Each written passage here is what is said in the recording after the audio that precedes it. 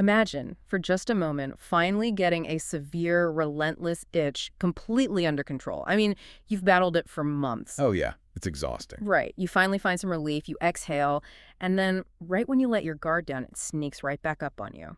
Exactly. For people dealing with a condition called lichen sclerosus, or LS, this isn't just a bad week, it is a lifelong reality. It really is. And if you're listening to this custom deep dive, you might already know what LS is.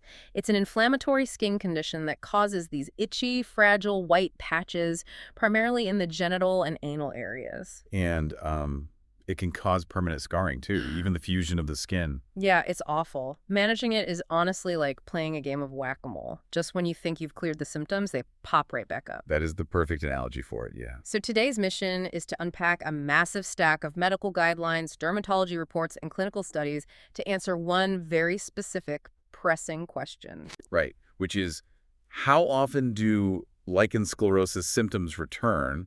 And, why does this condition refuse to just go away? Yes. Just how relentless is this thing? Well, to understand how to stop the symptoms from returning, we first have to look at the hard data on exactly how often they bounce back in the first place. Okay, lay the numbers on us. Is it like a rare flare-up, or is recurrence basically a guarantee? If you look at the clinical guidelines, LS is the textbook definition of a chronic relapsing condition. I mean, there is no cure, right? Zero cure. Got it. Right. And even when symptoms completely clear up and the skin looks totally fine, the underlying inflammation is often still just lurking there. Just waiting. Exactly. Yeah. The BSSVD guidelines cite a really crucial statistic here. They found that a massive 84% of women experience a relapse within 4 years of successful treatment. Wait, 84% within 4 years? Yeah, it's staggering. That means recurrence isn't just a possibility. It's basically the default state. It is the expectation. Now, I will say, people under 50 tend to respond a bit better to treatment. But honestly, relapse is essentially a universal threat across all ages and genders. Okay, but let me play devil's advocate for the listener here. If the symptoms disappear entirely, like no itching at night, no soreness, no white patches, why do we still consider the disease active? That's a great question, and it's a huge misconception. Because, I mean, if I feel fine, I assume I am fine. Right, but asymptomatic LS is a very real danger.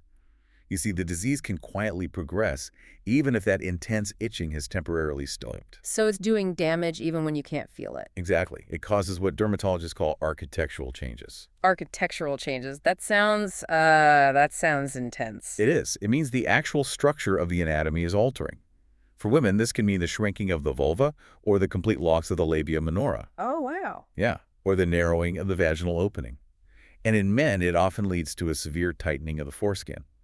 This tissue destruction just happens quietly in the background over years. That is terrifying. It's like having termites in the walls of your house. You don't see them, and you think everything is fine because the house hasn't collapsed yet. That's a brilliant way to look at it, yeah. The termites are always there. So if the disease is always hovering in the background like that, what actually triggers it to flare up? Like, what wakes the sleeping dragon and brings back those full-blown, painful symptoms? Well, the sources highlight a few specific triggers, and they basically fall into physical triggers and chemical triggers. Let's start with physical. Okay. Friction is a massive culprit. Just normal friction. Yep. Things like wearing tight clothing, cycling, horseback riding, or even sexual intercourse.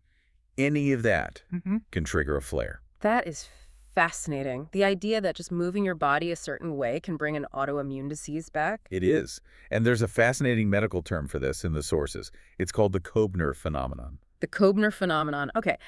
How does that work on a biological level?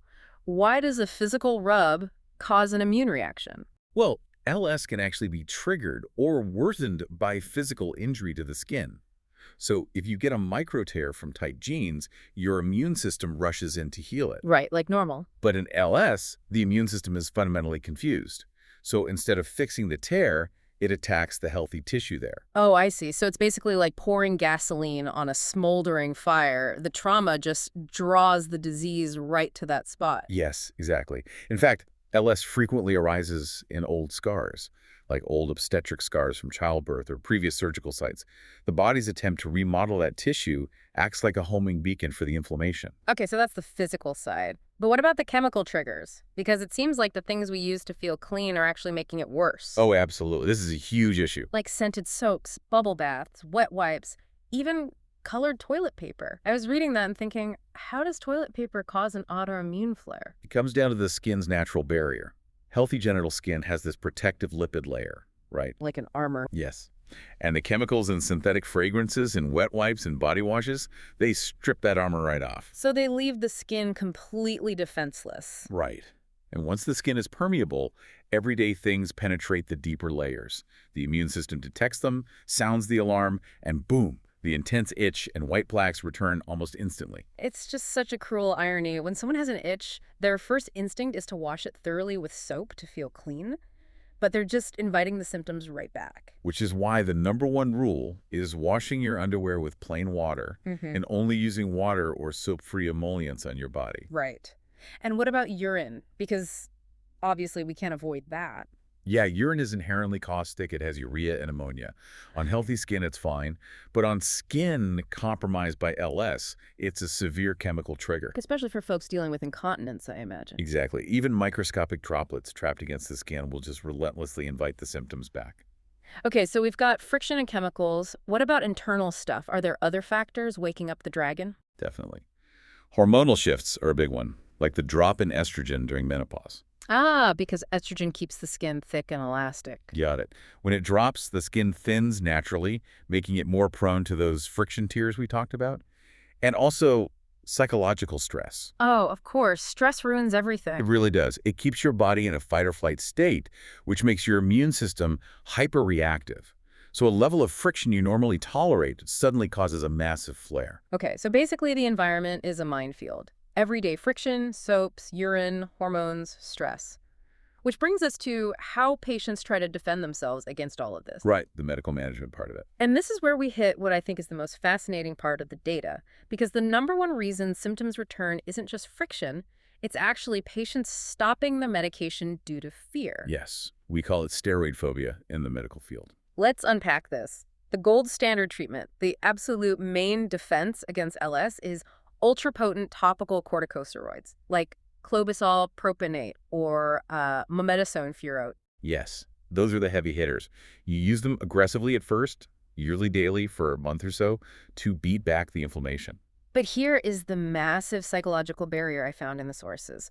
When a patient picks up this ointment from the pharmacy, there is a giant warning label on the box. Oh, I know exactly what you're going to say. It explicitly says, usually in bold letters, do not use on genital skin. Yep. And anyone who Googles steroids knows they cause skin thinning. So if you're the listener reading that label, wouldn't you want to stop using it the absolute second your itch goes away?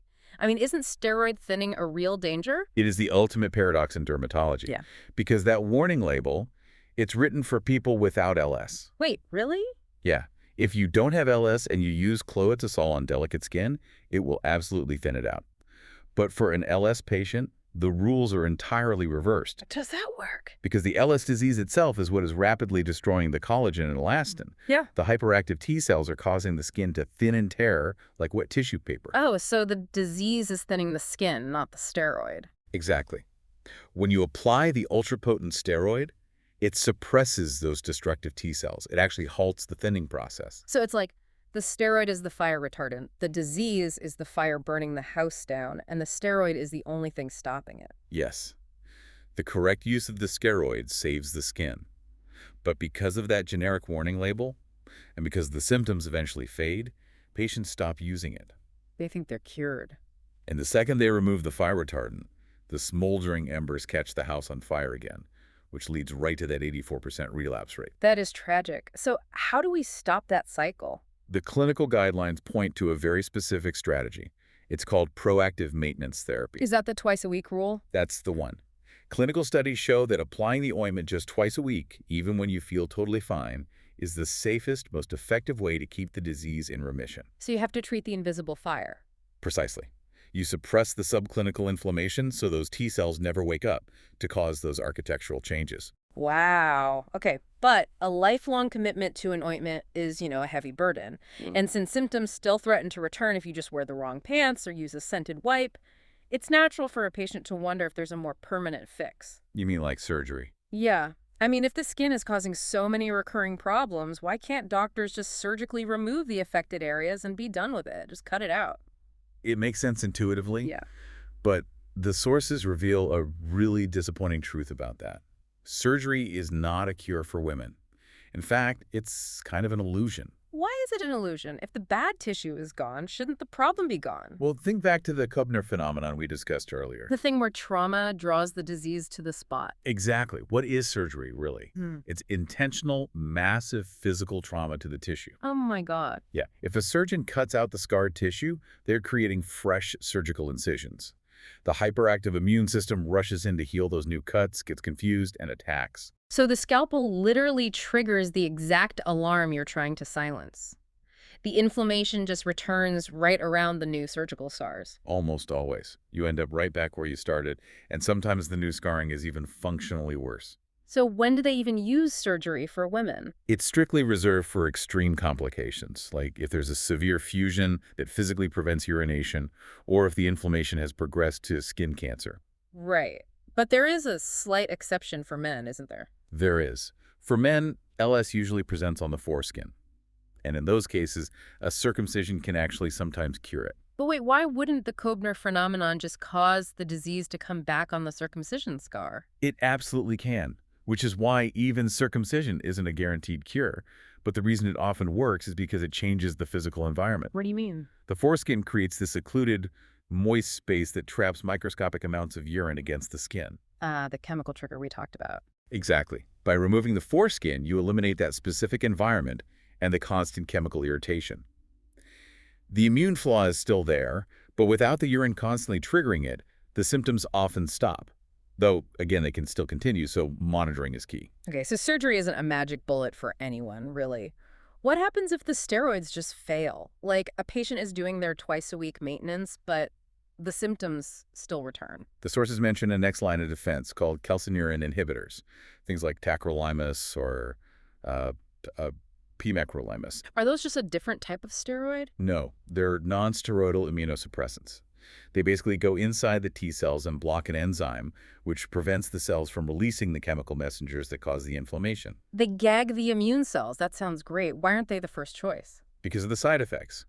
The clinical literature notes that these creams can cause severe, intense burning when you first start applying them. Wait, why does an immunosuppressant burn? It interacts with the local nerve endings and triggers the release of something called substance P, which is a pain transmitter. Oh, wow. Yeah, so for skin that is already incredibly fragile and painful from else, adding a severe chemical burning sensation is, well, a lot of patients just can't tolerate it. That sounds brutal. Yeah. Are there any alternative therapies that are a bit more gentle, like experimental stuff? You'll hear about regenerative therapies, things like PRP, platelet-rich plasma injections, or laser therapy to stimulate healthy collagen. Do they work? The clinical guidelines are very firm on this. The evidence for these alternatives is still really weak. So they don't actually stop the recurrence. Right. They might make the tissue look a bit better superficially for a short time, but they don't fix the underlying autoimmune flaw. Lifelong management with steroids is really the only proven path. Okay, let's pull all these threads together for the listener. We set out to find out how often these symptoms return and why. And the answer is very often. Yeah, lichen sclerosus is basically a master of the comeback. The symptoms return because the underlying autoimmune-driven inflammation never truly leaves, it just waits. Exactly. And stopping maintenance treatment because of a scary warning label or exposing the skin to the friction of tight clothes gives it the perfect opportunity to strike. Which is why regular lifelong checkups are so vital, not just for symptom control, but to monitor the small but very real risk of skin cancer that can develop from decades of unchecked inflammation. Lifelong maintenance. It's a tough reality to swallow. But before we wrap up, I want to end on a thought that kind of builds on everything we talked about today. Oh, I like where this is going. We've established that the immune system in an LS patient has this hyper-aggressive response. But what's truly mind-blowing is its geographic memory. Yes, the Koebner phenomenon. Right. The immune system never forgets the exact boundaries of the inflammation. It remembers the borders of old scars, the precise locations of previous microtears. It's like the immune cells have this permanent map of the battlefield etched into them. Exactly. The root of that 84% relapse rate isn't just that the skin is fragile. It's that our immune system has an incredibly long, stubborn memory for this specific terrain. And it's always waiting to bring the symptoms back to those exact same spots. So as science advances, maybe the key to a permanent, once-and-for-all cure won't lie in treating the skin at all. Maybe it will lie in finding a biological way to edit that map, to somehow make the immune system finally, permanently forget. I love that, turning off the cellular memory entirely. But until science figures out how to induce that amnesia, the best defense you have is making sure you don't forget. Keep treating the tissue, keep protecting your skin barrier, and keep those stationed immune cells quiet long after the smoke is cleared.